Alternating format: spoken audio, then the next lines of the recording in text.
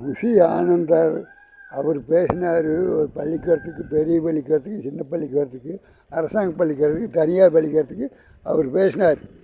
ஆனால் ரொம்ப கருத்துள்ள இந்த மாதிரி உள்ளே போய் பேசினா தான் மக்களை கொண்டு வந்து திருத்த முடியும்.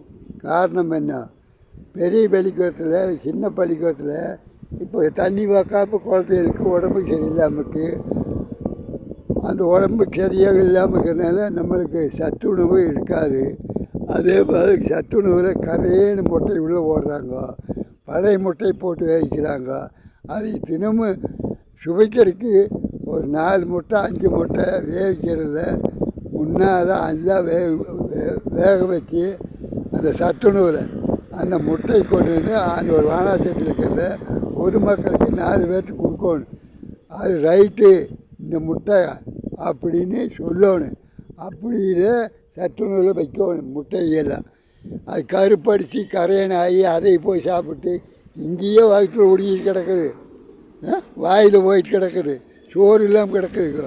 சில பிள்ளைங்க சோறு சத்துணவுன்னு போடுறீங்க. அரிசி நல்ல அரிசியா?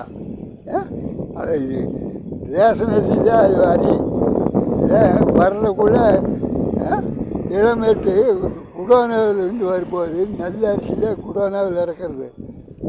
ஆனால் அந்த குடோனாவுக்கு போகிறதுக்குள்ளே அந்த ராலியில் இருக்கிற நல்ல மூட்டையில் இறக்கி போட்டுன்னு மந்திரி இறக்கி போட்டுக்குவான். அந்த ரேஷனுக்கு போகிற மூட்டையை கொண்டு போய் அங்கே அந்த குடோனாவில் அடுக்கும்பா மந்திரி. இப்படியே தான் இது வரைக்கும் நடந்தது. அப்படி தான் நடந்துக்குது. எனக்கு எப்படி கேளு, கோயம்புத்தூரில் தண்ணி விட்டுட்டு இருக்கிறேன். பாலாஜி நகர், செந்தில் பாலாஜிங்கிறதில்ல, செந்தில் பாலாஜிங்கிறது பாலாஜி நகர். அங்கே வந்து குமுத நகர், அதாவது ஒன்றுமோடு நகர்கள் இருக்குது. அந்த நகரத்தில் நான் தண்ணி விட்டுக்கும் போது அந்த எஃப்சி குடோனுக்கு போனதே வருவாங்க.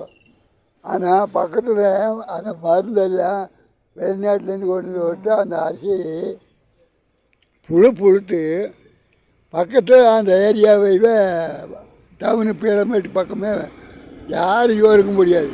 அது அந்த வண்டு சட்டி திறந்தால் சட்டிக்குள்ளே பூந்துக்கு.